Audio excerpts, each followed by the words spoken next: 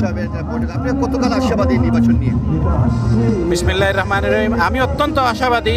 ফলপ্রসূ একটা বৈঠক বিএনপির সম্মানিত ভারপ্রাপ্ত চেয়ারম্যান জনাব তারেক রহমান এবং নোবেল বিজয়ী বাংলাদেশ সরকারের বর্তমান প্রধান উপদেষ্টা ডক্টর মোহাম্মদ ইউনূস সাহেবের বৈঠক বিষয়ে বাংলাদেশের জনগণের আকাঙ্ক্ষা হলো অচিরেই একটা নির্বাচন অনুষ্ঠান করা।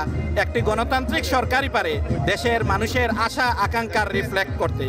তো এই বিষয়ে বর্তমানে প্রধান উপদেষ্টা আশা করি তারেক রহমান সাহেবের সাথে বৈঠকের ফলশ্রুতিতে উনি নির্বাচনের নতুন রোডম্যাপ ঘোষণা করবে এবং বাংলাদেশ জাতীয়তাবাদী দলের আশা এবং বাংলাদেশের জনগণের আশা আকাঙ্ক্ষা অনুযায়ী অচিরেই নির্বাচন অনুষ্ঠানের তারিখ নির্ধারণ করবেন।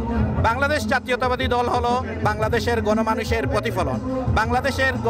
বাংলাদেশের অধিকাংশ জনগণ যেই রকম সফট হার্টেড মানুষ, বাংলাদেশ জাতীয়তাবাদী দলের টাইপ বিবেচনা করলে দেখা যাবে বাংলাদেশের সাধারণ মানুষকে সবচেয়ে ভালোভাবে রিফ্লেক্ট করে বাংলাদেশ জাতীয়তাবাদী দল বিএনপি।